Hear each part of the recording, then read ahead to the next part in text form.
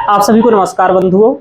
आज हम लोग इस लेक्चर में चर्चा करेंगे संस्कृत साहित्य यूपीएससी का जो पेपर सेकंड है उसके पाठ्यक्रम को लेकर के हमारी क्या विशेष रणनीति होनी चाहिए, किन यूनिटों को हम लोगों को अटेम्प्ट करना चाहिए, किस यूनिट के लिए आप किस बुक से मदद ले सकते हैं। इसके साथ ही और ये देखेंगे कि कौन सी यूनिट अटेम्प्ट संस्कृत में करनी है, कौन सी अनिवार्य करनी है। उसके अलावा क्वेश्चंस का क्या पैटर्न रहता है, कैसे क्वेश्चंस पूछे जाते हैं, वह भी मैं आपको यहाँ बताऊंगा। तो इस तरीके से हम यहाँ चर्चा करेंगे। यहाँ पर ध्यान रखना, इस साइट भी हम लोगों ने जो फर्स्ट पेपर का डिस्कशन किया था उसका आप एक लेक्चर जो अपलोड है उसको देख सकते हैं। हम लोग इसको स्टार्ट करते हैं, चूंकि बाकी तो परिचर्चा हम लोग करते ही रहते हैं, इसको हम डायरेक्ट स्टार्ट करते हैं।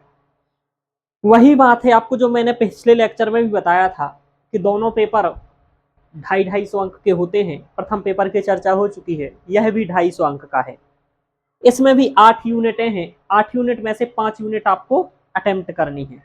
8 में से 5 यूनिट अटेम्प्ट करनी है, जिसमें से कुछ यूनिट अनिवार्य हैं और कुछ यूनिटें ऐच्छिक भी हैं, जो आप इच्छा से भी चयन कर सकते हैं। तो जो आपकी ये पहली यूनिट है, ये आपकी, इसमें कवि एवं काव्यों का सामान्य परिचय है और ये आपके लिए अनिवार्य है। यहाँ लिखा भी हुआ है ये अनिवार्य यूनिट है, यानी कि ये तो आपको करनी ही पड़ेगी। तो यहाँ हम लिख लेते हैं कि पहली यूनिट अनिवार्य है। पहली यूनिट के साथ और कौन सी अनिवार्य है सर? पहली यूनिट के साथ ही साथ आपकी 5वीं यूनिट भी अनिवार्य है और ये संस्कृत में अनिवार्य है। यानी कि आपको सेकंड पेपर में 2 ही यूनिटें अनिवार्य हैं। एक तो पहली यूनिट खंड का की, यानी कि खंड का में यहाँ भी 4 हैं, खंड खा में यहाँ भी 4 हैं। 5, 6, 7, 8 एक खंड खा है और एक खंड का है। 1, 2, 3 और 4, 3 और 4 इस तरीके से है। तो खंड का की जो पहली यूनिट है, जिसमें कवि एवं काव्यों का सामान्य परिचय लगा हुआ है, और ऐसे ही कुछ महाकाव्य है यहाँ 5वीं यूनिट में, उसके प्रथम सर्ग के जो 10-10 श्लोक लगे हुए हैं उनको भी करना है। तो ये संस्कृत में अनिवार्य है, यानी कि इसको आपको संस्कृत में इन श्लोकों की व्याख्या करनी पड़ेगी।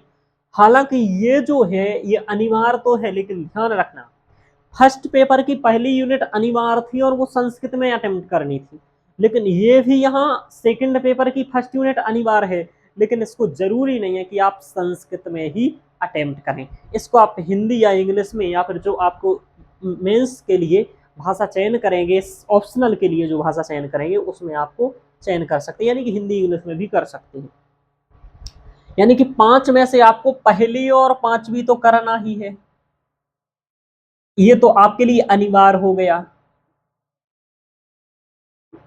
इसके अलावा जो है 3 यूनिटों का चयन और करना है। अब सर 3 यूनिटों का कौन सी का चयन किया जाए, ये बहुत बड़ी वो बात है। एक बात और देखी गई है कि फर्स्ट पेपर में कई विद्यार्थियों के अच्छे अंक आते हैं, सेकंड में कम आते हैं, और कई जगह पर यह भी देखा गया है कि सेकंड में अच्छे अंक आ रहे हैं तो फर्स्ट में सही नहीं आ रहे हैं। लेकिन सेकंड में ये 2 तो अनिवार्य तौर पर करना है। इनमें क्या होता है कि जो फर्स्ट यूनिट है, फर्स्ट यूनिट ही इस पेपर में सबसे ज्यादा चैलेंजिंग होती है। कारण यह है कि इसके लिए बहुत कुछ पढ़ना पड़ता है, क्योंकि इसमें आप समझो कवि का और काव्य का परिचय लगा हुआ है। रघुवंश महाकाव्य हो 19 सर्ग है, और 19 सर्ग का सामान्य परिचय आप समझे, उसमें जो भी विशेष घटना है या कवि से लेकर के जो महत्वपूर्ण उक्ति है, उन सबसे संबंधित क्वेश्चंस बनते हैं। कैसे क्वेश्चंस बनते हैं अभी मैं चर्चा करूंगा, एक एक चीज की चर्चा करूंगा, कैसे क्वेश्चंस के आंसर करने हैं थोड़ा सा वो भी मैं बताते जाऊंगा। अभी बस मैं ये बता रहा हूँ कि करना कौन कौन सा है, करनी कौन सी यूनिटें चाहिए, यही विशेष होता है। अब सेकंड यूनिट है, थर्ड यूनिट है, 4 यूनिट है आपकी अटेम्प्ट 3 चयन करने के लिए, 6वीं है, 7वीं है, 8वीं है। अब इन तीनों में से एक तो आपको चयन करनी ही पड़ेगी, क्योंकि खंड का में से एक अनिवार्य होती है और एक ऐच्छिक चयन करना ही होती है। तो दूसरी, तीसरी और चौथी में से एक तो करना ही है आपको, और यहां भी एक तो करना ही पड़ेगी, 6वीं, 7वीं, 8वीं में से। अब देखो, तो इनमें से 3 में से एक चयन कौन सी की जाए।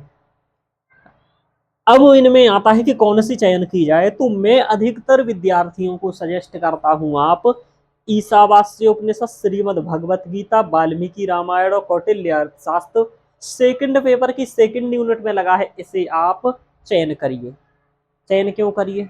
इसलिए करिए क्योंकि जो यहाँ पर आपका वाल्मीकि रामायण लगा है और जो यहाँ श्रीमद् भगवत गीता लगी है, मूलतः श्रीमद् भगवत गीता का एक क्वेश्चन से मैंने कहा था कि फर्स्ट पेपर की 6वीं और 7वीं यूनिट में आता है, तो इस बार 6वीं यूनिट में आया था। तो जो गीता का क्वेश्चन आता है वहां पर फर्स्ट पेपर में, तो वो इसी से आता है, इसलिए यहाँ पर भी ये काम का रहता है और फर्स्ट पेपर में रहता है। दूसरा, आप समझो कि यहाँ आप ईशावास्य उपनिषद सेकंड पेपर की सेकंड यूनिट में पढ़ रहे हैं और सेकंड पेपर की आप 6वीं यूनिट में भी ईशावास्य उपनिषद पढ़ेंगे।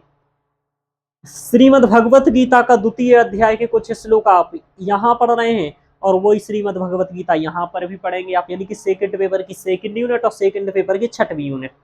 फिर देखो आप सुंदरकांड सर्ग 15 श्लोक क्रमांक 15 से 30 तक आपको सेकंड पेपर की 6वीं यूनिट में करना है और सेकंड पेपर की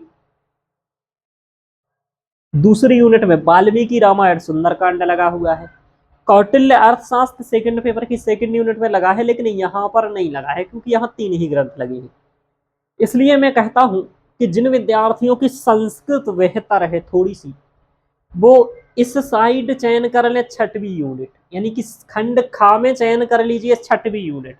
संस्कृत में लिखनी होती है लेकिन चयन कर सकते हो। और सेकंड पेपर की सेकंड यूनिट आप इस साइड खंड का में चयन कर लीजिए, तो 2 और 6 एक ये कर सकते हैं लोग, लेकिन ये कर सकते हैं ऐसा मेरे कई विद्यार्थी करते हैं, नंबर भी ठीक आया है उनका। अब एक काम और कर सकते हैं, किसी को लग रहा है कि ठीक है सर हमें सेकंड तो करना है लेकिन मैं संस्कृत नहीं लिख सकता हूँ, संस्कृत में समस्या है थोड़ी सी, तो पहली बात तो संस्कृत लिखना सीखना पड़ेगा, ऑप्शनल के लिए ये है, लेकिन फिर भी आप उतनी अच्छी नहीं सीख पा रहे हैं, तो आप यदि 6वीं को छोड़ना चाहते हैं तो फिर आपके पास एक ही विकल्प है यहाँ पर कि आप सेकंड पेपर की फर्स्ट सेकंड तो ये तो करिए क्योंकि ये तो हिंदी में आप लिखेंगे। ये क्यों करना है? ये इसलिए करना है कि ये जो क्वेश्चंस आते हैं ईशावास्य उपनिषद, श्रीमद् भगवत गीता, वाल्मीकि रामायण और कौटिल्य अर्थशास्त्र, ये बहुत अच्छे क्वेश्चंस आते हैं, आधुनिक इंपोर्टेंस को बता सकते हैं, इसमें आप कुछ इनोवेटिव कर सकते हैं और जिस कारण आपके नंबर बेहतर आ सकते हैं, इसलिए आपको सेकंड पेपर की सेकंड यूनिट करना चाहिए अपेक्षा इन दोनों की अपेक्षा। क्योंकि अब तीसरी और चौथी यूनिट यदि करना चाहते हैं तो आपको चौथी यूनिट संस्कृत में करनी होगी, ध्यान रखना, और तीसरी यूनिट तो आप हिंदी में कर पाएंगे, लेकिन चौथी यूनिट यदि आप अटेम्प्ट करना चाह रहे हैं तो आपको संस्कृत में करना पड़ेगी। 6वीं यूनिट भी यहाँ आपको संस्कृत में करना पड़ेगी। देखिए विशेषतया मैंने लिख दिया है, यहाँ संस्कृति, यहाँ संस्कृति, यहाँ संस्कृत, जो संस्कृत में करनी है। ये अनिवार्य नहीं है चौथी और 6वीं, लेकिन यदि आप ऐच्छिक में चयन करते हैं तब आपको ये संस्कृत में ही लिखनी पड़ेगी। तो इसलिए आप सेकंड पेपर की सेकंड कीजिए धूमधाम से, बेहतर से। मैंने अच्छे से इसको कराया है अपने क्लासेस में, आपको दिख भी रहे होंगे स्क्रीन पर लेक्चर वगैरह, कहाँ कराया। नहीं आपको दिखता है तो आप GN शास्त्री प्ले स्टोर से ऐप डाउनलोड करिए और उसमें जाकर के ईशावास्य उपनिषद कि आपको लेक्चर्स दिख जाएंगे, आप फ्री ही है, निःशुल्क इसको तो मैंने कंप्लीट पढ़ा रखा है। ये ईशावास्य उपनिषद UPSC के लिए निःशुल्क पढ़ा रखा है, बाकी ये सब चीज़ें बैच में ही हैं, तो आप लेकिन लेक्चर्स इसके भी आपको दिख जाएंगे, तो ये करिए। अब क्या है, तो दूसरी के साथ कौन सी अटेम्प्ट कर सकते हैं आप? 7वीं और 8वीं में से एक चयन कर सकते हो यदि 6वीं नहीं करना है तो। 7वीं या 8वीं में से कौन सी करनी चाहिए सर? अब इसमें दोनों बढ़िया है, दोनों बेहतर हैं, इसमें भी काफ़ी श्लोक पढ़ने हैं, इसमें भी श्लोक पढ़ने हैं, तो आप 7वीं भी चयन कर सकते हैं दूसरे के साथ, और दूसरे के साथ आप चाहें तो 8वीं चयन कर सकते हैं। तो ये हो गया 4 यूनिटें अभी आज तक आपका, यानी कि सेकंड के साथ 6वीं कर लीजिए, सेकंड के साथ 7वीं कर लीजिए या सेकंड के साथ 8वीं कर लीजिए, इन तीनों में से कोई भी आपको एक कर लीजिए। लेकिन यदि आपकी संस्कृत बेहतर है तो आप ये वाला यूनिट करिए। लेकिन इसी यूनिट के साथ एक बात खासियत ध्यान रखिए, अभी वैशिष्ट इसका मैंने केवल ये बताया कि ये अच्छी यूनिट है, लेकिन एक समस्या भी है। गीता के जैसे श्लोक है, ये श्लोक लिखे हैं, यहाँ पर है नैनम छिंदति शस्त्राणि नैनम दहति पावकः नाचा क्लेदयन्त्यापो न शुष्यति मारुतः, ये वाला श्लोक आया। अब इस पर आप 3 पेज में क्या लिखेंगे, ये विमर्श का विषय है। आपको 300 शब्द में, 250 से 300 शब्द में लिखना है। जो मैंने श्लोक बोला इसका अर्थ तो बहुत सामान्य है, केवल 2 लाइन 3-4 लाइन का अर्थ निकलेगा इसका कि नैनम छिन्नति शस्त्राणि, उसे शस्त्र छेदन नहीं कर सकते, नैनम दहति पावका, अग्नि जला नहीं सकती, ना चाक्लेदयन्त्यापो, जल सुखा नहीं सकता है ना, न सुष्यति मारुतः, अग्नि में वो वायु मुझे सुखा नहीं सकती। तो इस तरीके से छोटा ही अर्थ होगा, लेकिन फिर आप इसके 3 पेज में क्या लिखेंगे, ये टेक्निक है। अब वो इसको सीखना पड़ेगा विशेष, इसके लिए विशेष आपको अनुभव जिसको हो अच्छे से लिखने का, यूपीएससी के 3-3 पेज में कैसे आप इनको लिखोगे, कैसे इनमें इंटरलिंकिंग करोगे, कैसे साम्यता स्थापित करोगे, कैसे साम्यता, जैसे कि ईशावास्योपनिषद में से आपको साम्यता स्थापित करनी है तो वनेज देकम मनुष्यो जवीयो नैनद देवा आपनुवर्गुणमर्षत तद्धावतो अन्यानत्तेति तिष्ठत् तस्मिन्नपो मातरिश्वा ददाति। आपको मांडुक्य उपनिषद से करना है, आपको बृहदारण्यक उपनिषद से करना है। तो कैसे इसके ईशावास्योपनिषद के या गीता की जो आत्म परिचर्चा है वो कैसे आप इंटरलिंकिंग करोगे, सेम बात ईशावास्योपनिषद में है। सुंदरकांड के जो सर्ग 15 से 30 तक श्लोक लगे हैं बहुत अच्छे हैं, करोड़ रस पूर्ण है, करोड़ रस पूर्ण सीता यहाँ परेशानी में है, शोक वनिका में है, तो वहीं की चर्चा है कि कैसे सीता जी वहां पर हैं, उस सबके श्लोक यहाँ 15 श्लोक लगे हुए हैं। इस तरीके से बहुत अच्छी यूनिट लगती है मुझे ये, बस इस पर थोड़ा सा अच्छे से अध्ययन करने की जरूरत है, बाकी छठवीं यूनिट बहुत अच्छी है। समस्या एक ही आती है कि कैसे छोटे से श्लोक की 3 पेज में व्याख्या करोगे। इस संपूर्ण यूनिट की यही सबसे बड़ी बात है कि कैसे व्याख्या करोगे, श्लोकों की व्याख्या कैसे करनी है, ये इसमें ध्यान रखना सबसे महत्वपूर्ण है यूनिट में। अब देखो, तो छठवीं कर सकते हो, क्योंकि यहाँ भी श्लोकों की व्याख्या 3 ही पेज में करनी है। नीति शतकम के भी तो छोटे ही श्लोक हैं, अज्ञ सुखमाराध्य सुक्तरमाराध्यते विशेषज्ञ ज्ञान दुर्विदग्धम तम नरम ब्रह्मापि नरंजयति। इस तरीके से जो करना है, बोद्धारो मत्सरग्रस्ता प्रभा स्मय दूषिता अबोधोफिताश्चान्य जीर्णमंगे सुभाषितम, ये सब इसके श्लोक हैं, नीति शतकम के आपको करने हैं। अब ये छोटे छोटे लाइन के कुछ कुछ श्लोक हैं, हालांकि कुछ कुछ बड़े बड़े श्लोक भी है, लगभग बड़े ही ज्यादा हैं, लेकिन फिर भी इसमें करना है। सेम सुखनासुपदेश का रहेगा, श्लोक नहीं है सुखनासुपदेश में, ये गद्य है। तो ये हो गया। अब आपको एक ऐच्छिक यूनिट चयन करनी है, क्योंकि 2 तो ये अनिवार्य हो गया, 2 मैंने बता दिया ऐच्छिक आप चयन कर सकते हैं। अब आप एक और कौन सी चयन करेंगे, चयन करेंगे आप एक और करनी है, तो दूसरी के साथ छठवीं कर लिए तो आप यहां चाहें तो दूसरे के साथ 7वीं इंक्लूड कर सकते हैं, यानी कि सेकंड, छठवीं और 7वीं। ऐसा मेरे कई विद्यार्थी करते हैं, नंबर भी इनके अच्छे आए हैं कि आप फर्स्ट, सेकंड, 5वीं, 6वीं और 7वीं ये अटेम्प्ट कर लीजिए। बहुत अच्छा यूनिट है, एक बार तैयार कर लेंगे तो एक बार तैयार ही करना है। साहित्य है कंप्लीट पेपर में, तो ये भी बहुत अच्छी बात है। केवल ये थोड़ा सा सेकंड पेपर की सेकंड यूनिट और सेकंड पेपर की 6वीं यूनिट में कुछ कुछ दार्शनिक पोर्शन आ जाता है, जैसे गीता और ईशावास्योपनिषद का। बाकी कंप्लीट इसमें साहित्य ही लगा हुआ है, सुंदरकांड एक तरीके से साहित्य ही है, ध्यान रखिएगा, रामायण के अंतर्गत। अब देखो, तो ये ध्यान रखा आपने। अब हम लोग इतना तो कन्फर्म हो गया, एक और कर सकते हैं, जैसे दूसरे के साथ आपने 7वीं कर लिया तो यहाँ 8वीं ऐड कर लीजिए, फिर आप 8, 7, 8 और ये 8वीं यूनिट ऐड कर लीजिए। अब आप क्या यहाँ दूसरी और 8वीं कर लिया तो यहाँ आप 7वीं, दूसरी 8वीं तो यहाँ आप 7 कर लीजिए। इस तरीके से आप कर सकते हैं। आप कह रहे हैं सर इनमें से भी हम कर सकते हैं क्या, तीसरी और चौथी में से, इनमें से भी कर सकते हो, मना नहीं है आपको। ये संस्कृत में लिखना है, पंचतंत्र पर राजतरंगणी अमरू सतकम अमरूक का है, गीत गोविंदम जयदेव का है, हर्षचरित बाणभट्ट का है, मेघदूत कालिदास का है, नीति शतक भर्तृहरि का है, स्वप्नादा सततम भास का है, अभिज्ञान शाकुंतलम कालिदास का है। ये आपके मूलतः नाटक ग्रंथ लगे हुए हैं, ध्यान रखिए, ये सब मिश्रित है, आख्यायिका वगैरह। अब देखो, तीसरी यूनिट आप अटेम्प्ट कर सकते हो, यदि आप 7वीं 8वीं में से एक छोड़ना चाहते हो तो पहली, दूसरी, तीसरी कर लीजिए, यहाँ से 8वीं छोड़ करके 7वीं कर लीजिए, 5वीं कर लीजिए, 6वीं भी छोड़ना चाहते हैं तो ऐसा ही कर सकते हैं आप। लेकिन यहाँ ग्रंथ देख लो, आप अच्छे खासे पढ़ने हैं और इनका अध्ययन वैसे ही करना है जिस तरीके से यहाँ के ग्रंथों का अध्ययन करना है। तो थोड़ा सा समस्या आएगा, लेकिन यदि एक बार ठीक से ये भी तैयार कर लोगे तो भी सही है, कोई प्रॉब्लम नहीं है। लेकिन जब आपके लिए श्लोक निर्धारित करके यहाँ मिल ही रहे हैं तो मुझे लगता है ये समुचित है, क्योंकि यहाँ पर यदि मेघदूत के 1 से 10 तक श्लोक लगे हैं तो ये निश्चित तो है कि 10 ही क्वेश्चन बन सकते हैं। और यहाँ पर लेकिन ये बिल्कुल भी निश्चित नहीं है कि स्वप्रभाषव दत्तम के भाष्य से कौन सा बन सकता है।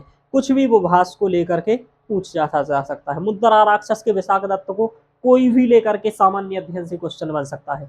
तो इससे अच्छा है कि जहाँ श्लोक निश्चित है कि भाई 10 ही श्लोक के अंतर्गत आना है तो वही तैयार करिए, उन्हीं की व्याख्या बहुत अच्छे से तैयार करिए। ये अभी तक जो विमर्श हुआ, यह विमर्श हुआ कि सेकंड पेपर की यूनिट है कौन सी अटेम्प्ट करना है। अब आप कहेंगे सर कंफ्यूज बहुत हो गए, क्या अटेम्प्ट करना चाहिए। तो मूलतः जो मैं सजेस्ट करता हूँ, जिनको थोड़ी संस्कृत बेहतर आती है वो पहली 5वीं के साथ दूसरी 6वीं और 7वीं करिए। जिनको संस्कृत थोड़ी बेहतर आती है दूसरी 6वीं और 7वीं ये चयन कर लीजिए। जिनको नहीं आती है संस्कृत ज़्यादा अच्छी, वो दूसरी 7वीं और 8वीं अटेम्प्ट कर लीजिए। यानी कि ये और ये तो एक ही बात लिखी है कि दूसरी 7वीं 8वीं आप अटेम्प्ट कर लीजिए। यदि आप यहाँ एक ही 8वीं नहीं चाहते हैं तो दूसरी 7वीं के साथ आप तीसरी भी कर सकते हैं। लेकिन मैं कहूँगा ये दोनों ही आप में से ये कोई काम कर लीजिए आप, कि दूसरी 6वीं और 7वीं, दूसरी 7वीं और 8वीं। कुछ लोग कहेंगे मुझे सर संस्कृत ज़्यादा लिखना है और मैं संस्कृत ही लिखना चाह रहा हूँ, तो संस्कृत वाली अटेम्प्ट कर दूँ तो ज़्यादा अंक आएगा। तो मित्रों ऐसा बिल्कुल भी नहीं है कि संस्कृत वाली यूनिटें आप अटेम्प्ट करेंगे तो नंबर ज़्यादा अच्छा आएगा। क्योंकि जो क्वेश्चंस की डिमांड है और वही यदि आप पूर्ण करते हैं और ठीक से आप जो लिख रहे हैं वो लिखते हैं तो आपको किसी भी यूनिट को अटेम्प्ट करने में नंबर आएगा। आप सामान्य चीज सोचो ना कि जो वो पूछ रहा है सामने वाला, यदि आप वो दे रहे हैं तो उसके अलावा वो क्या चाहना चाहेगा आपसे, है ना। एक सामान्य सी बात है, कॉमन सी बात है।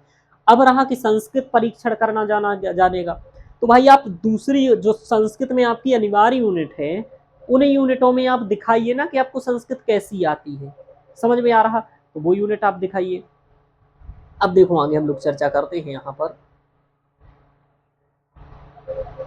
1 मिनट रुकिएगा।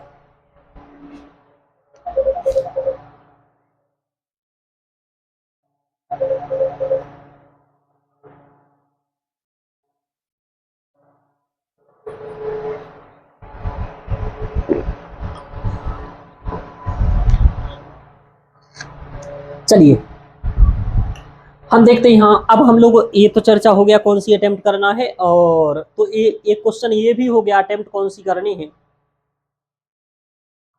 उसके अलावा एक चीज और निश्चित हो गया कि हम यदि संस्कृत में लिखेंगे तो ज्यादा नंबर आएगा या हिंदी में लिखेंगे तो ज्यादा आएगा। तो मैं आपको बताऊं, किसी में भी आप लिखिए, चाहे संस्कृत में चाहे हिंदी में, जो लिखिए बेहतर लिखिए, गुणवत्तापूर्ण लिखिए, प्रश्न की डिमांड के अकॉर्डिंग लिखिए, नवाचार करके लिखिए, इनोवेटिव लिखिए थोड़ा सा, और ऐसा कुछ लिखिए जिससे कि आप पढ़वा लें, क्योंकि वो पढ़ेगा नहीं आपका आंसर। तो पढ़वाने योग्य आप लिखेंगे, अच्छा लिखेंगे तो पढ़ेगा और नंबर भी आएगा। अब देखो, अब एक एक यूनिट की बात कर लेते हैं कि किस यूनिट के लिए कैसे अप्रोच होनी चाहिए, कैसे क्वेश्चंस बनते हैं, और क्या समस्या है उसको करने में, और क्या अच्छाई है करने में, यानी कि क्या वैशिष्ट है और क्या उसका समस्या है। ये दोनों देख लेते हैं। आपको जो ये अनिवार्य करनी है कवि एवं काव्यों का परिचय, इसमें आपको 10-10 अंक के 5 क्वेश्चंस बनते हैं। कितने क्वेश्चंस बनते हैं? 10-10 अंक के 5 क्वेश्चंस बनते हैं। इसका अभिप्राय यह कि आपको जब शब्द सीमा क्या होगी इसकी, तो इसकी शब्द सीमा लगभग आप 150 शब्द से 200 शब्द के बीच रख सकते हैं। यानी कि 200 शब्द यानी कि 180 लेकर के चलिए, आपको प्रत्येक में 180 शब्द लिखना है। मैं कहता हूं एक पेज पर आप 100 शब्द लिखते होंगे, जो सामान्य विद्यार्थी लिखता है एक पेज पर 80 से 100 शब्द के करीब लिखता है वो। तो 8 दूनी 16, 80, 180, 160 हो जाएगा, या 100 लिखेंगे तो 200 हो जाएगा। तो आप 80 शब्द एक पेज पर लिखेंगे तो आपके 2 पेज पे यहाँ ये 10 नंबर का क्वेश्चन लिखेगा। यानी कि मूलतः 10 नंबर के क्वेश्चन को आपको 2 पेज में लिखना है। ये भी एक आपका क्वेश्चन सही हो गया, मतलब सॉल्व हो गया कि भाई कितने पेज में लिखना है। 2 पेज में लिख सकते हो आप। अब 2 पेज में लिखना है, 2 पेज में तो सबको लिखना है, क्योंकि मैं सबको ये बात बता रहा हूं तो आप सब लिखेंगे। लेकिन उस 2 पेज में कैसे कुछ अच्छा लिखना है, जैसे कुछ क्वेश्चंस क्या बनेगा कि किम रघुवंशीय राजा, कि क्या रघुवंशीय राजा चतुर्वर्ग प्रतिनिधि भूतत्वम, ये क्वेश्चन आ चुका है। क्या रघुवंशीय राजा चतुर्वर्ग के प्रतिनिधि भूत थे? तो पहले तो क्वेश्चन ही समझना इंपॉर्टेंट है। दूसरा एक सामान्य क्वेश्चन बता देता हूं, जैसे रघुवंश का यहाँ कि उपमा कालिदासस्य, उपमा कालिदासस्य, कालिदास उपमा अलंकार के विशिष्ट प्रयोग के लिए सुप्रसिद्ध है ना। ये उपमा भी अच्छी देते हैं, इसलिए इन्होंने एक उपमा भी दी है प्रसिद्ध, दीप शिखा यानी कि दीपक की लौ की जो उपमा इन्होंने दी है इंदुवती स्वयंवर में, वही दीप शिखा उपमा के कारण इन्हें दीप शिखा कहा, दीप शिखा कालिदास कहा जाता है। उपमा अच्छी देते हैं और समग्र ग्रंथ में इनकी उपमाएं दिखती हैं। रघुवंश में देखो चाहे किसी में भी देखो, उपमा का वैशिष्ट हर जगह पर प्रतीत होता है, दिखाई देता है।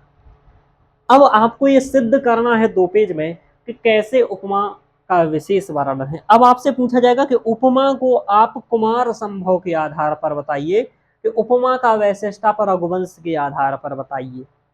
तो अब आपको जब रघुवंश के आधार पर पूछे तब आपको सिर्फ मात्र रघुवंश के उपमा के एग्जाम्पल्स देने हैं। उसके लिए आपको श्लोक याद होना चाहिए।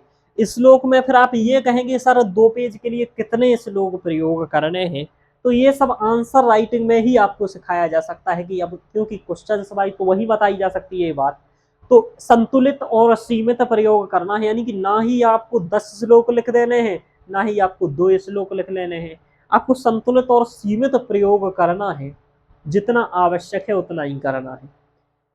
तो इसके लिए मैं क्या करता हूँ कि लाइव क्लासेस करता हूँ इनको श्लोकों को पढ़ाने के बाद, और वो उसमें मैंने बताए हैं ये सब। इसमें लगभग 250 पेज का मेरा नोट्स है, इतने 8 चीज़ों को लेकर के, वहीं से लगभग सभी क्वेश्चन हर बार आते हैं, मेरे विद्यार्थी जानते भी हैं। आप ये भी समझो कि सेकंड पेपर 250 का ही मेरे पेपर क्वेश्चन उस नोट से आता है।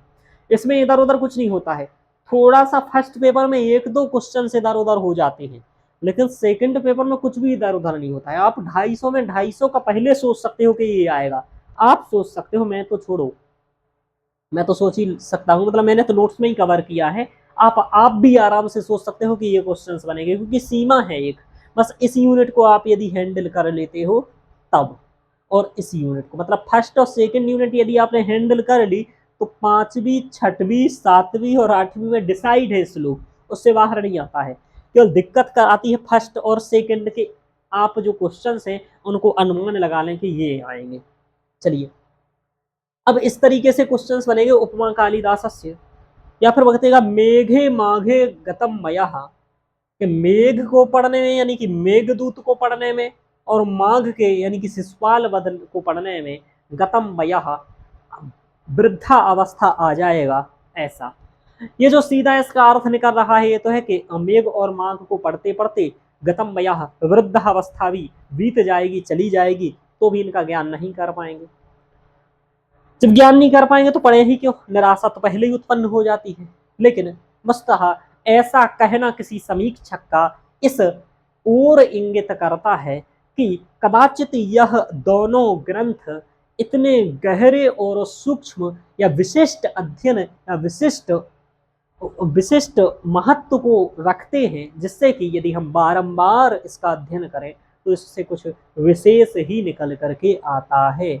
यानी कि यह वैशिष्ट है इन ग्रंथों का, ये उसकी आलोचनात्मक परीक्षा से नहीं, अपितु मेघदूत या शिशुपाल वध के गहराई को लेकर के पूछा गया क्वेश्चन है। गहराई बताता है कि मेघदूत जहां करुण रस की साक्षात प्रतिमूर्ति है, एक प्रेमी और प्रेमिका के समग्र जीवन के निदर्शन की अनुपम शिरोमणि है, वैसे ही मुकुटमणि है, वैसे ही मेघदूत समग्र राजनैतिक वैदुष्य का एवं सुशासनीय तंत्र का एवं काव्य शास्त्र की कलात्मकता की रत्नमणि है। यानी कि आप समझो शिशुपाल वध में जहाँ राजनीति, जहाँ पर कलात्मकता, जहाँ पर साहे उसके काव्यगत वैशिष्ट आदि विशेष वर्णित हैं, तो वहीं मेघदूत में कालिदास जीवन के समग्र निदर्शन को बता रहे हैं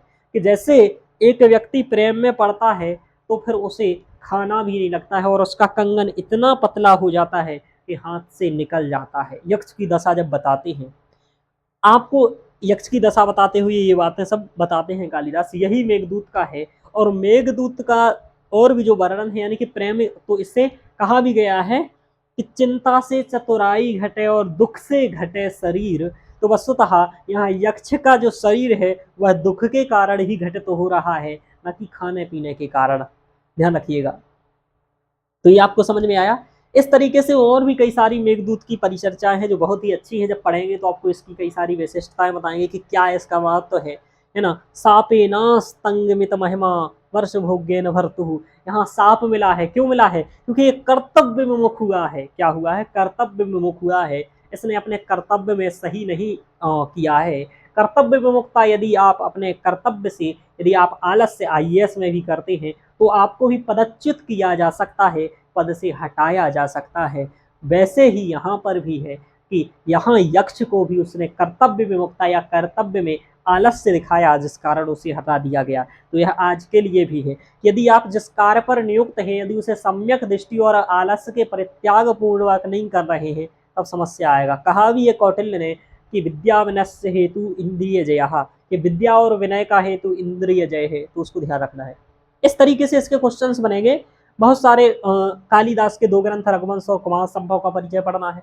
भारवी की किरातार्जुनीयम, माघ का शिशुपाल वधम, श्रीहर्ष का नैषधीय चरितम, दंडी का दस कुमार चरितम, बाणभट्ट का कादम्बरी और एस.बी. वारणेकर का शिवराज्योदयम। यानी कि एस.बी. वारणेकर का श्रीधर भास्कर वारणेकर एक आधुनिक कवि है आधुनिक समय में के, और शिवराज्योदयम इनका ग्रंथ है। यह शिवराज्योदयम वस्तुतः जो अब जब हमारे यहाँ राष्ट्रीय आंदोलन देश की आज़ादी के लिए चल रहा था, स्वतंत्रता के लिए, तो उसी के लिए मोटिवेशन के उद्देश्य से यह मूलतः लिखा गया ग्रंथ है। एक अंग्रेज जो कहते थे तुम तो पाखंडी और ढोंगी हो, तुम्हें लिखना क्या आता है, पढ़ना क्या आता है, तो उसका फिर प्रति उत्तर इस के माध्यम से एस.बी. वारणेकर ने दिया है। उन्होंने शिवराज्योदयम का एक विशिष्ट ग्रंथ लिख करके इसका प्रत्युत्तर दिया कि भाई हम बहुत अच्छी काव्य लिखते हैं, तो अच्छा काव्य बहुत अच्छा इसलिए लगा है। तो ये हो गया कादम्बरी, बाणभट्ट का दस कुमार चरितम, दंडी का नैषधीय चरितम, हर्ष का। इनका सामान्य अध्ययन पढ़ना है। यह सामान्य अध्ययन जो शब्द है ना, ये बहुत खतरनाक शब्द है। क्या पढ़ लेंगे भैया इसमें, है ना। शिशुपाल वर्ण में क्या पढ़ लें, किरातार्जुनीयम में क्या पढ़ लें, 18 सर्ग जहाँ किरातार्जुनीयम में है, वहीं कुमार संभव में 17 सर्ग है, रघुवंश में 19 सर्ग है, शिशुपाल वध में 22 सर्ग है। जहाँ तक क्या पढ़ लिया जाए, क्या पढ़ लिया जाए इनको। सही बोल रहा हूँ ना। नैषधीय चरितम में अब मैं कंफ्यूज हो गया थोड़ा सा, शिशुपाल वध और नैषधीय चरितम में सर्गों को लेकर के। यहाँ तो 17 सर्ग कुमार संभव में, 18 किरातार्जुनीयम में, 19 सर्ग रघुवंश में, और एक में 20 है एक में 22 है। तो जहाँ तक शिशुपाल वध में 20 सर्ग है और नैषधीय चरितम में 22 सर्ग है। जो भी होगा ये नैषधीय चरितम और शिशुपाल वध का मुझे थोड़ा कन्फ्यूज है, तो आप देख लीजिएगा। बाकी ठीक है। दस कुमार चरितम दंडी का है, इसमें ये चूंकि एक पद्य गद्य है, पद्य नहीं है। कादम्बरी बाणभट्ट का है और शिवराज्योदय में इसमें शायद जहां तक है कितने सर्ग है, 58 सर्ग है क्या, शायद 58 सर्ग है, देख लीजिएगा, मुझे याद नहीं आ रहा। इसके सर्ग इतना ही होगा। चलिए 68 सर्ग चूंकि सुंदर कांड में है तो इसमें 58 सर्ग है जहां तक, चलिए देख लेंगे। तो इतना इस तरीके से ये हैं, तो इनके इतने सर्ग लगे हुए हैं। अब क्या करना होता है, जब हम अध्ययन करते हैं तो रघुवंश के 19 सर्ग की ही कथा को एक बार समझना होता है, और उस 19 सर्ग की कथाओं में जो भी महत्वपूर्ण आ रहा होता है श्लोक, उसकी विशिष्ट व्याख्या हम लोगों को अध्ययन करनी होती है। तो इस तरीके से एक एक यूनिट को हम लोगों को करना होता है, ध्यान रखिएगा। आगे चलते हैं हम लोग।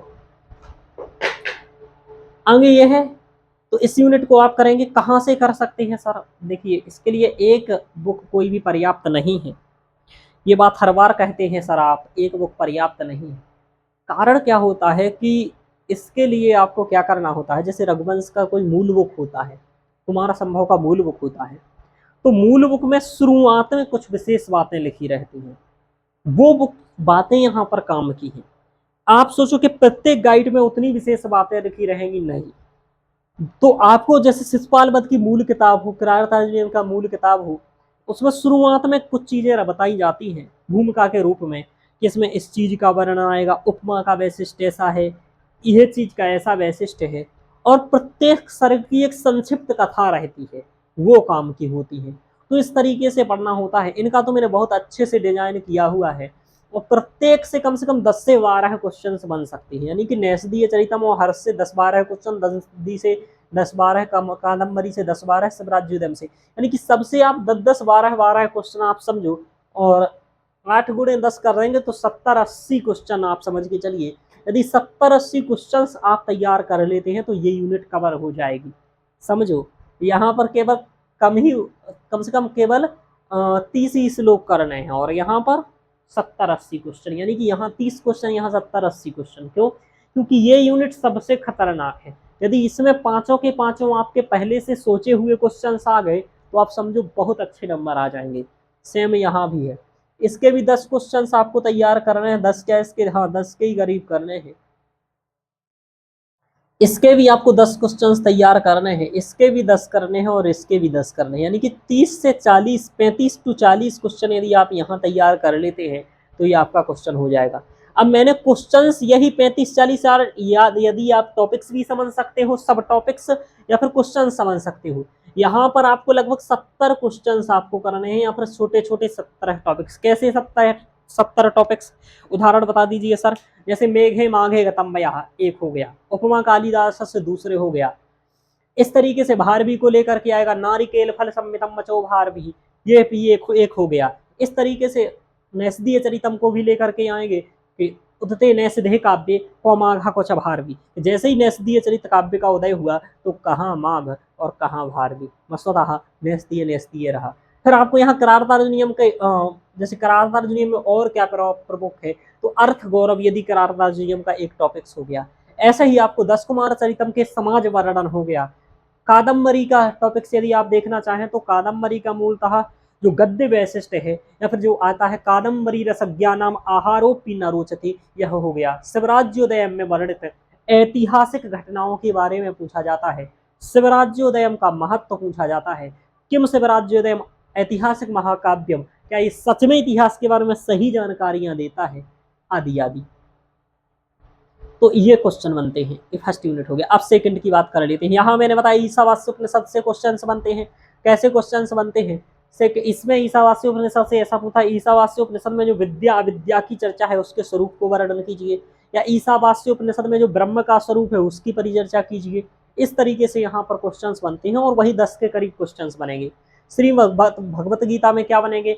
श्रीमद् भगवत गीता में बनेंगे, जैसे आपसे पूछेगा कि आत्म तत्व के विवेचन के बारे में वर्णन कीजिए, अर्जुन का विषाद के बारे में वर्णन कीजिए। इस तरीके से इस यहाँ क्वेश्चंस बनते हैं। श्रीमद् भगवत गीता का आधुनिक महत्व क्या है, वह क्वेश्चंस बन सकता है। श्रीमद् भगवत गीता में कर्मयोग के, भक्ति योग और ज्ञान योग को अलग अलग करके भी क्वेश्चंस बन सकता है, और संयुक्त रूप से भी बन सकता है कि कर्म और ज्ञान योग क्या है, भक्ति और ज्ञान पूछ सकता है। इस तरीके से श्रीमद् भगवत गीता से भी क्वेश्चंस बन सकते हैं, बनते हैं, मतलब बन क्या सकते हैं। हर बार यही क्वेश्चन आए हैं जो मैं बोल रहा हूँ। वाल्मीकि रामायण से क्या बनेगा कि सुंदरेण किम न सुंदरम, इसकी व्याख्या कीजिए। आपसे पूछेगा सुंदर कांड का नाम सुंदर कांड क्यों पड़ा है, इसका विवेचन कीजिए। आपसे पूछेगा सुंदर कांड का काव्यात्मक वैशिष्ट बताइए। पूछेगा सुंदर कांड में वर्णित हनुमान के पराक्रम को उद्घाटित कीजिए। इस तरीके से क्वेश्चंस बनेंगे। संस्कृत में बनेंगे, मैं हिंदी में बोल रहा हूँ, समझ पाओ जिस तरीके से। कौटिल्य अर्थशास्त्र का क्या बनेगा? इस बार तो कौटिल्य अर्थशास्त्र का पूछा कि कौटिल्य अर्थशास्त्र के जो आर्थिक महत्व क्या है, या अर्थव्यवस्था का क्या वर्णन है। ऐसे कौटिल्य अर्थशास्त्र का राजनीतिक महत्व भी पूछ सकता है, या कौटिल्य अर्थशास्त्र के समग्र के महत्व को भी पूछ सकता है। कौटिल्य अर्थशास्त्र में जो गुप्तचर व्यवस्था का वर्णन है वो क्या है, वही चतस्र एवं विद्या इति कौटिल्य, ऐसा पहले भी पूछा गया है। तो 4 विद्याओं के बारे में पूछा जा सकता है। इस तरीके से इसके क्वेश्चंस बन सकते हैं। मैंने आपको इस तरीके से बता दिए। अब मैं क्या करूंगा, कुछ दिन बाद एक एक क्वेश्चंस जो मैं बता रहा हूँ, चतस्र एवं विद्या इति कौटिल्य, कुछ दिन में मैं कुछ कुछ क्वेश्चंस आपको यहाँ इसी प्रकार के ला करके और बता दूंगा। बाकी यदि आप चाहते हैं कि सभी क्वेश्चन, जैसे 70 क्वेश्चंस का आपको नोट्स चाहिए, और आप इसके एक एक टॉपिक्स को समझना चाहती हैं तो आप नोट्स किस मतलब मेरा बैच ज्वाइन कर सकते हैं। उसमें लेक्चर्स मिलेंगे और नोट्स मिलेंगे, दोनों साथ में मिलेंगे। यदि नोट्स भी अकेला लेना चाहते हैं वो भी मिलेगा, बस प्राइस ज़्यादा रहेगा, थोड़ा सा ध्यान रखिएगा। तो नोट्स भी बन सकता है। इसी तरीके से यहाँ भी यदि आप 40 क्वेश्चन चाहते हैं, ये 40 क्वेश्चन है, इसका परफेक्ट 3-3 पेज का नोट्स ये है, तो वो भी आपको यहाँ पर है। लेक्चर्स में यही सब अच्छे से पढ़ाया गया है। अब इसके बाद ये हो गया, यहाँ तीसरी और चौथी यूनिट पढ़ना चाहे तो पढ़िए, वरना इन तीसरी और चौथी यूनिट को वैसे ही तैयार करना है जैसे फर्स्ट यूनिट को करना है। और इतना क्वेश्चंस यहाँ कंप्लीट करने पड़ेंगे, यहाँ 70 तो नहीं करने पड़ेंगे, लेकिन 50-50 क्वेश्चन यहाँ भी तैयार करने पड़ेंगे। और इसलिए मैं कहता हूँ कि ये दोनों छोड़ दीजिए आप। अब आ जाइए सीधे यहाँ पर, तो आपको कौन सी करना है, पहली करना चाहिए, सेकंड करना चाहिए, तीसरी और चौथी करना चाहते हैं तो ये संस्कृत में करना है, सेम ऊपर की तरह ये भी क्वेश्चंस बनते हैं। ये हिंदी में करना है, वो भी सेम ऊपर की तरह करना है। इसलिए इनका विशद विवेचन आप ऐसे ही समझ सकते हैं जैसे ये है। इसमें ये पूछेगा कि अभिज्ञान शाकुंतलम की प्रसिद्धता है, तो भाई ये कैसे ऐसा नाटक हो गया, विशिष्ट नाटक है जो विश्व में प्रसिद्ध है, आदि आदि। अब हम लोग पढ़ करते हैं सेकंड पेपर की 5वीं यूनिट की बात, जो कि अनिवार्य है, ध्यान रखिएगा, और संस्कृत में करनी है आपको। साथ में इसमें जो कुमार संभव प्रथम सर्ग तीनों में ही लगा हुआ है। रघुवंश में 19 सर्ग है, मैंने बता ही दिया। कुमार संभव में 17 सर्ग है, मैंने बता ही दिया। और किरातार्जुनीय में 18 सर्ग है, बता दिया। ये तो एकदम कन्फर्म सर्ग है ना, ध्यान रखिएगा, इसमें कन्फ्यूजन नहीं है। थोड़ा सा कहीं कहीं भूल जाता हूँ, बहुत सारी चीजें हैं, तुरंत तुरंत याद नहीं आता है, बाकी अभी हाल याद आ जाएगा कुछ देर में, ध्यान रखो। तो रघुवंश में 19 सर्ग, कुमार संभव में 17 सर्ग, और किरातार्जुनीय में, अब ये जो सर्ग है इसमें से आपको प्रथम सर्ग मात्र पढ़ना है। प्रथम सर्ग का 1 से 10 तक श्लोक। कुछ लोग कहेंगे सर ये सर्ग क्या होता है? सर्ग वैसे ही होता है जैसे भारतीय संविधान में जो भाग है, तो प्रथम भाग, द्वितीय भाग। प्रथम भाग में कुछ आर्टिकल्स यानी अनुच्छेद है, सेम यहाँ भी प्रथम भाग में कुछ श्लोक है, सेकंड भाग में कुछ श्लोक है, उसके अंतर्गत प्रथम सर्ग के 10 यानी कि 1 से 10 श्लोक, यानी कि 10 श्लोक करने हैं, यानी कि 30 श्लोक करने हैं। अब इसमें समस्या क्या है? कुछ समस्या नहीं है, बस इन श्लोकों में की एक व्याख्या करना आपको अच्छे से आना चाहिए। पहले तो आपको श्लोक का सामान्य अर्थ समझना पड़ेगा। सामान्य अर्थ जो भी उस श्लोक का अर्थ है, जैसे वागर्थाविव संप्रक्तौ वागर्थ प्रतिपत्तये जगतः पितरौ वंदे पार्वती परमेश्वरौ, ये आपको मालूम चल गया। ऐसे ही किरातार्जुनीय के जो श्लोक हैं उनको भी आपको बताना पड़ेगा। अब क्या करना पड़ेगा, इस श्लोक की व्याख्या वागर्थाविव के जो सामान्य अर्थ निकल रहा है वो तो बताना ही पड़ेगा। इसका अभिधा परक सामान्य अर्थ निकल रहा है, लेकिन व्यंजना परक इसमें विशिष्ट क्या द्योतन करना चाह रहे हैं कालिदास, वो आपको लिखना पड़ेगा। इसमें कुछ समस्याएं ज्यादा लोग करते हैं कि सब लोग अलंकार का ज्यादा प्रयोग करते हैं, कि ये अलंकार है श्लोक में, ये इसमें छंद है। अब आप सोचो कि क्या उसको पता नहीं है कि 1 से 10 तक किरातार्जुनीय क्या छंद है? उसे नहीं है पता कि कुमार संभव में क्या छंद है? उसे नहीं है पता कि रघुवंश में क्या छंद है? सभी अनुष्टुप छंद है रघुवंश में, उसे नहीं पता 10वें श्लोक में। तो आप 1-1.5 लाइन जो केवल यह बताने के लिए लिख रहे हो कि अस्मिन श्लोक अनुष्टुप छंद, इस श्लोक में अनुष्टुप छंद है, तो भाई इसका कोई औचित्य नहीं है, इसका एक भी नंबर नहीं मिलेगा, बस पेज आपका भर जाएगा, क्योंकि उसको भी पता है कि इस अनुष्टुप छंद है। आप विशिष्ट कुछ बताएंगे इसमें, ध्यान रखिएगा। तो ऐसी चीजों का आप, इससे अच्छा तो ये कह सकते हैं कि यत्र महाकविना अनुष्टुप छंद माध्यमेन कथयति, अनुष्टुप छंद के माध्यम से कहते हैं, तो कम से कम आपने एक शब्द में ही प्रयोग कर लिया उसको। इस तरीके से आप प्रयोग कर सकते हैं, यानी कि जब प्रयोग भी करना है तो इस तरीके से करना चाहिए कि बहुत वैशिष्ट पूर्वक। हाँ, अब जहां कोई छंद विशेषता के रूप में आ रहा हो वहां प्रयोग कर सकते हैं। जैसे मेघदूत में के जो श्लोक आएंगे उसका जो मंदाक्रांता छंद है वो वैशिष्ट के रूप में है। भाई मंदाक्रांता छंद वैशिष्ट, संपूर्ण मेघदूत में मंदाक्रांता छंद में लिखा है तो ये वैशिष्ट हो गए। और सभी, अब अलंकार कहाँ प्रयोग करना है? देखो जहां अलंकार विशेषता के रूप में आ रहा हो सिर्फ वही प्रयोग करना है।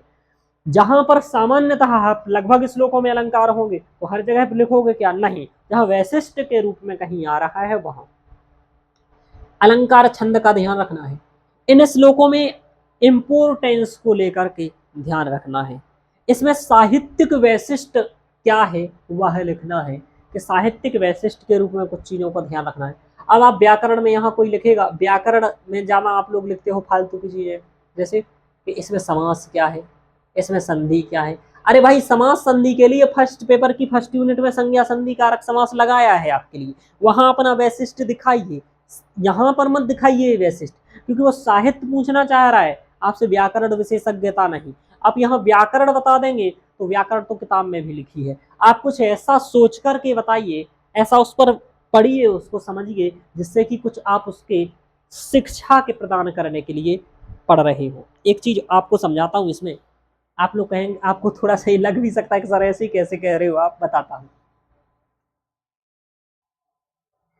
आप एक बात समझो, कोई कवि होगा, जैसे कि भारवी को ही ले लेते हैं, जैसे भारवी है, कालिदास को भी ले सकते हैं, भारवी को भी ले सकते हैं। भारवी है, भारवी किस समय के कवि हैं, तो ये सबको लगभग पता है कि लगभग 6वीं ईस्वी के कवि हैं। कुछ लोग 7वीं, 6वीं से 7वीं के बीच मान लीजिए, क्योंकि 6वीं 7वीं ईस्वी आप मान सकते हैं, 6वीं 7वीं के ईस्वी कवि। इस समय हर्षवर्धन के काल का पतन होकर के जो भारत था, ये भारत, ये भारत कई छोटे छोटे राज्यों में वर्गीकृत हो चुका था। ये जो भारत है, ये भारत, उस साइड से लिखता हूं, मैं इस साइड से बना दिया तो थोड़ा ठीक नहीं बना। ये छोटा छोटा छोटे छोटे राज्यों में वर्गीकृत हो गया था, यानी कि सामंत इसका शासन देखने लगे थे। यानी कि इस समय आप ये समझो, सबसे बड़ी समस्या थी राजनीतिक अस्थिरता की। राजनीतिक अस्थिरता सबसे बड़ा विषय था कि राजनीति में सब लोग अलग अलग बटे हुए थे। इसलिए भारवी को ये लगा, यार कुछ तो किया जाए जीवन में, और इस चीज की समस्या को ठीक करने के लिए क्या किया जा सकता है। भारवी का उल्लेख भी आपको पता है कि पुलकेशन द्वितीय के एहोल अभिलेख में इनका उल्लेख भी मिलता है, जो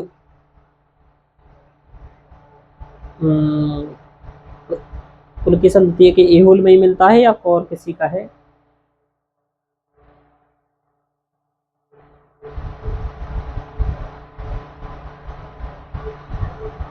ध्यान देखना पड़ेगा, शायद उसी में मिलता है। आगे चलते हैं, आगे देखते हैं। राजनीतिक अस्थिरता का समय चल रहा था। ये जो राजनीतिक अस्थिरता था, तो भारवी को यही था कि भाई ये सब राज्य कैसे मिलकर के कार्य करें। उसके लिए राजनीतिक संदेश देना तात्कालिक समय के लिए बहुत इंपॉर्टेंट था। भारवी ने राजनीतिक संदेश प्रदान करने के लिए करारतार्जुन नियम नामक ग्रंथ राजनीति प्रधान लिखा और वीर रस रहा। वहां एक और दुर्योधन, यानी कि सुयोधन नाम से दुर्योधन के चरित्र को दिखा रहे हैं, और एक और वहां भीम अर्जुन युधिष्ठिर आदि के चरित्र को दिखा रहे हैं।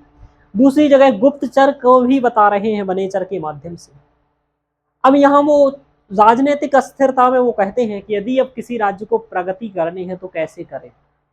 तो कहते हैं कि जब राजा, और एक तो उसके मंत्रियों में बननी चाहिए, क्योंकि जो राजा और मंत्रियों में नहीं बनेगा तो कैसे जो उसकी संपदाएं हैं वो प्रगति करेंगे।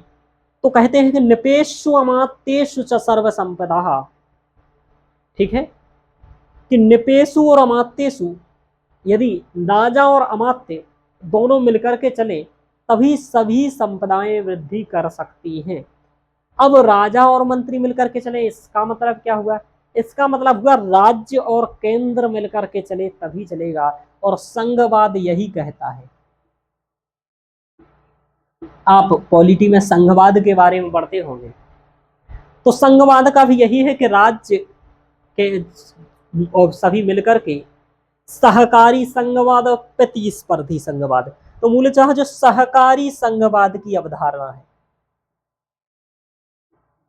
सहकारी संघवाद की जो अवधारणा है कि मिलकर के चलेंगे तभी समग्र राज्य आगे बढ़ेगा। जैसे कि आप देखते हैं कि जो अमेरिका आती है, अमेरिका के सभी राज्य एक साथ मिलकर के चले हैं, और छोटे छोटे राज्य हैं, और यदि वो एक साथ मिलकर के ना चले संघ बना करके, तो अमेरिका की जो इतनी इकोनॉमी आप सुन रहे हो कुछ ना हो पाएगी। सब सहकारी संघवाद का खेल है, कहीं पर कोई रिसोर्सेस है तो कहीं पर कोई रिसोर्स है, यदि मिलके चलेंगे तो एक दूसरे का सामान मिलता रहेगा। जैसे कि आप खनिज देखें कि कुछ खनिज दक्षिण भारत में है, कुछ पूर्वोत्तर भारत में है, कुछ उत्तर भारत में है। तो दक्षिण भारत को उत्तर भारत के खनिज, पूर्वोत्तर भारत के खनिज दक्षिण भारत को, ये सभी प्राप्त होंगे तभी हम लोग समग्र रूप से आगे बढ़ पाएंगे। लेकिन यहाँ क्या हो रहा है, यहाँ मोदी जी और ममता जी लड़ रहे हैं, कैसे काम चलेगा। तो यहाँ कहते हैं, वही कहते हैं कि निपेस्व अमात्येषु च सर्व संपदा, कि जब राजा और अमात्य मिलकर के चलेंगे तभी क्या होगी, सभी संपदाएं गति करेंगी, ध्यान रखो। तो इस तरीके से संघवाद की चर्चा है। अब आप समझ रहे हो, ऐसा आपको कंसेप्ट इस श्लोक की व्याख्या में बिठाना पड़ेगा। अब बिठाओगे, ये किताबों में कभी लिखा नहीं मिलेगा। ये चीज आपको समझनी है कि भारवी लिख क्यों रहे हैं इस श्लोक में, ये वाली बात, यानी कि उस लाइन के लिखने का प्रयोजन क्या है। जैसे अब यहीं पर और भी लाइन है, केवल यही लाइन अकेली नहीं है। बोलते हैं किसी को यदि राज्य विजय करनी है या कुछ भी राज्य प्रशासन में बीतना है तो मेहनत करनी पड़ेगी, यानी कि 6 इंद्रियों पर विजय करनी पड़ेगी। ये कौटिल्य ने भी कहा है कि अरि सर्वर्ग त्यागे न, है ना, विद्या विनय करना पड़ेगा, अरि सर्वर्ग का त्याग करना पड़ेगा, 6 शत्रुओं का त्याग करना पड़ेगा, काम क्रोध लोभ मद मोह इत्यादि। वही बात यहाँ भारवी भी करते हैं कि जो वो नक्तन दिमम विभज्य, रात दिन को विभाजित करके और अपनी जो सह शत्रु है, सड वर्ग है, उस सह शत्रु पर विजय प्राप्त करके युद्ध के लिए प्रयास कर रहा है या जीतना चाहता है। नयेन जेतिम जगतिम सुयोधन, नीति पूर्वक जीतना चाह रहा है वह सुयोधन, ऐसा गुप्तचर बताता है। यानी कि यदि आप दुष्ट भी हो और दुष्ट होने के साथ यदि आप चुनाव जीतना चाह रहे हो तो भी आपको अपना चरित्र बेहतर दिखाना पड़ेगा, तभी जनता में विश्वास बनेगा, है ना। दुष्ट भले ही कितने हो, लेकिन चुनाव जीतने के लिए चरित्र बेहतर दिखाना पड़ेगा, चुनाव के समय काम करना पड़ेगा। नेता 24-24 घंटे नहीं सोते हैं, दिन रात काम करते हैं चुनाव जीतने के लिए। वही यहाँ बता रहा है, आपको आईएएस बनना है तब भी आपको दिन भर यही करना पड़ेगा कि अपने दुष्ट चरित्र को आपकी आलस्य त्याग करना पड़ेगा और अपने चरित्र को। तो इसलिए वो कहते हैं कि भाई जो राजाओं का चरित्र होता है वो अत्यधिक दुर्बल होता है, वो क्या सोच रहा है वो नहीं समझा जा सकता है ना। ध्यान रखिएगा। तो यानी कि वो सब बातें कर रहे हैं, यानी कि उस समय जो राजा सोचते थे, करते थे और कहते थे, मनसा वाचा कर्मणा, तीनों में अंतर होता था। तो यहाँ यही बता रहे हैं कि भाई ये भी यहाँ पर आया कि दुष्ट चुनाव जीतने के लिए चरित्र छुपाएंगे। तो यहाँ सूर्योधन भी जो है वो भी अपना अच्छा अच्छा कार्य करके ये दिखा रहा है कि मैं भी लोक कल्याणकारी कार्य कर रहा हूँ। नयन जेतुम जगतिम सुयोधना, नीति पूर्वक जीतना चाह रहा है चुनाव, ये समझो। तो ये आप देख रहे हैं। अब वहां आपने देखा कि वाणी कैसी होनी चाहिए यदि गुप्तचर है, क्योंकि सबसे पहले बातचीत करते हैं और यदि हमारी कटु वाणी है तो कोई बात ही नहीं करेगा। तो वहां जो गुप्तचर के बारे में बता रहे हैं, तो गुप्तचर की जो आई है, तो गुप्तचर की वाणी की भी चर्चा करते हैं और इसी में साहित्यिक वैशिष्ट अर्थ गौरव भी छुपा है। जैसे कि वहां कहते हैं भारवी यहाँ पर, किस्सा सौष्ठवोधार्य विशेष सानिनी विनिश्चितार्थमिति वाच्यमाददे, कि वह सौष्ठव और औदार्य वाणी में बोला, विनिश्चितार्थम इति वाच्यमाददे, निश्चित अर्थ को जो बता रही थी ऐसी वाणी में वह बोला। कौन? वनेचर। तो वनेचर के भी गुण बता रहे हैं कवि कि वनेचर भी गुणवान होना चाहिए। कहा भी गया है बहुदेश वेश संचार वेदिना चराह, यानी कि जो चर है, इस गुप्तचर का व्यवस्था का विशेष उल्लेख चर और अचर गुप्तचरों के रूप में कौटिल्य अर्थशास्त्र में भी आया है। चर गुप्तचर 5 बताए गए हैं, उदास्थित, कापाटिक, गृहपतिक, है ना, वैदेहक और तापस। इन्हें पंच संस्था भी कहा गया है। ऐसे और भी वहां बताए गए संतरी, तीक्ष्ण, रसद आदि गुप्तचरों की चर्चा आई है। तो इस तरीके से क्यों श्लोक लिखे हैं ये, और प्रत्येक श्लोक के माध्यम से क्या छुपा हुआ सार आपको प्रस्तुत करना चाह रहे हैं, ये आपको इन व्याख्याओं में लिखना है। रघुवंश में भी, कुमार संभव में, करार्तार्जुनीयम में भी, सुंदरकांड में, गीता में, ईशावास्योपनिषद में, मेघदूत में, नीति शतकम में, शुकनासोपनिष में, इन सभी में यही सब बातें आपको बतानी है जो मैंने एक दो उदाहरण समझाई कि ये समस्या है, राजनीतिक अस्थिरता है, तो कैसे वो उपाय बता रहे हैं, कैसे गुप्तचर के महत्व को वहां बता रहे हैं, कैसे चरित्र को बेहतर रखना है वो बता रहे हैं।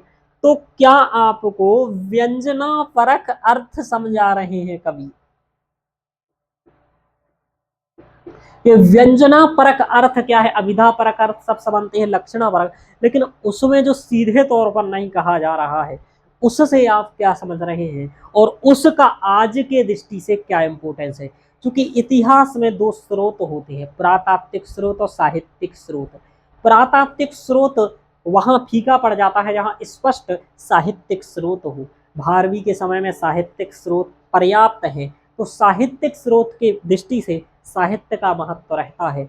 और तो वहाँ उस समय की राजनीतिक समस्याएं क्या थी और उसका समाधान कैसे भारवी जैसा विद्वान दे रहे हैं। आज भी भारत जैसा देश या कोई भी देश राजनीतिक समस्याओं से सदैव रहता है, नवीन नवीन समस्याएं होती हैं।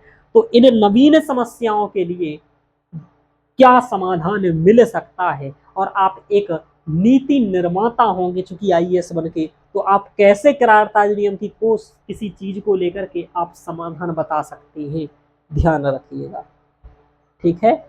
तो इसलिए ध्यान रखना है कि इस तरीके से महत्व को लेकर के यही इसमें रहेगा, इसमें रहेगा, इसमें रहेगा। अब यहाँ क्या रहेगा, यहाँ पर 2 पेज की व्याख्या करनी है रघु, और यहाँ पर 3-3 पेज की व्याख्या करनी है। तो अब इसके लिए विशिष्ट मेहनत करनी पड़ेगी प्रत्येक श्लोक पर। मैंने क्या किया है, एक श्लोक को ही आपको लगभग 40 मिनट से 30 मिनट समझाया है। आप समझो 30-40 मिनट मैंने एक श्लोक को दिया है। क्यों दिया है? क्योंकि आपको एक श्लोक को बहुत डीप में पढ़ना है, पीएचडी करनी है। अब आप कहो सर इन श्लोकों के लिए किताब कौन सी है?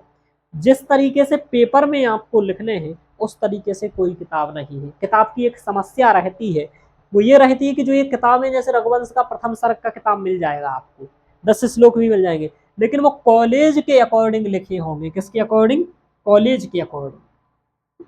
लेकिन कॉलेज में जो पूछने का प्रयोजन होता है, पहली बात तो वो 300 शब्द में नहीं पूछता है, तो उसको किताब में भी लोग 300 शब्द का आपको कंटेंट नहीं मिलेगा।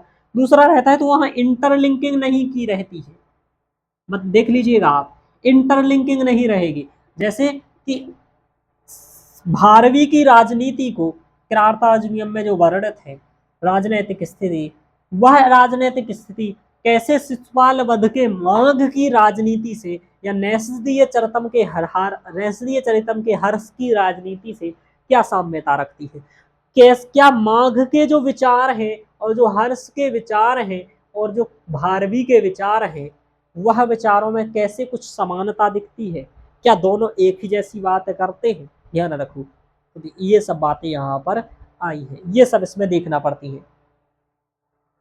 करारताजुनी में सेम सुंदरकांड के हैं, गीता का है, ईशावास्योपनिषद का है। एक एक श्लोक पर 30 से 40 मिनट चर्चा करनी होगी।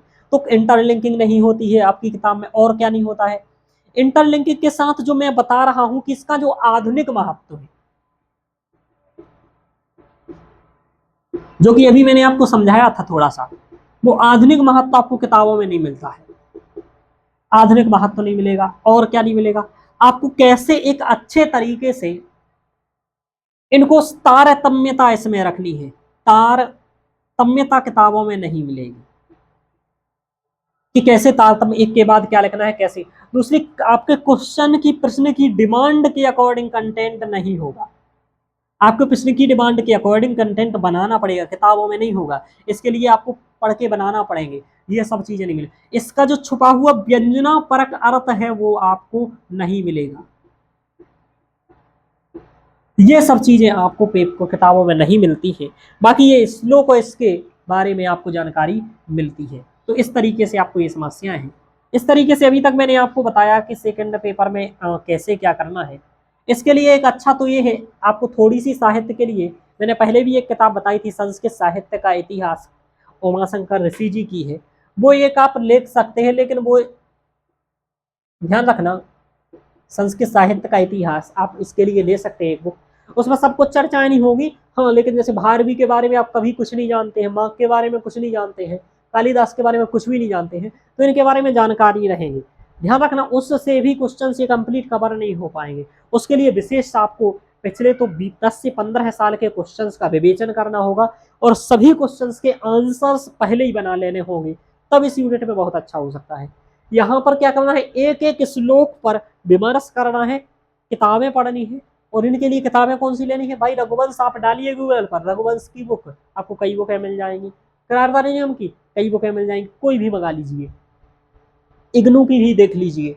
अब लेकिन उसमें जो कंटेंट मिलेगा वो कुछ कुछ कंटेंट मिलेगा जो 30% आपके लिए काम का होगा, लेकिन इसमें जो 30% के अलावा जो 70% कंटेंट है वो विशिष्ट चिंतन के बाद और किसी ऐसे व्यक्ति के साथ आपको बनाना पड़ेगा जो यूपीएससी के बारे में नॉलेज रखता हो या यूपीएससी की तैयारी कर रहा हो। ऐसा करके इन तीनों को तैयार करना पड़ेगा। यदि आप खुद ही इतना नॉलेज रखते हैं और समझते हैं तो आप खुद इन चीज़ों की व्याख्या कर सकते हैं। ज़्यादा श्लोक नहीं, यदि सबके श्लोक मिला दिया जाए तो 100 श्लोक हो गए, यानी कि 100 क्वेश्चन ये हो गए। और इन दोनों को मिला करके ये भी लगभग आपके 100 क्वेश्चन ही आप मान लीजिए, यानी कि आपको 250 क्वेश्चंस यदि आप सेकंड पेपर के तैयार कर लें और 250 फर्स्ट पेपर के कर लें, वही मैंने बताया था 400-500 क्वेश्चंस है, तो आपका कंप्लीट हो गया। इससे अच्छा सिलेबस क्या हो सकता है। आप लोग सोचिए कि 100 क्वेश्चंस आपको पहले से डिसाइड है कि 100 क्वेश्चंस में से आपके 30 क्वेश्चंस तो आने ही आने हैं। कहाँ पर हो रहा भाई, ये 100 में से 30 हर बार आने हैं। आप सोचो 3 साल में पूरे 100 रिपीट हो जाने हैं। तो इसलिए कह रहा हूँ ये सभी क्वेश्चन रिपीटेड होते हैं, यहाँ भी रिपीटेड होते हैं।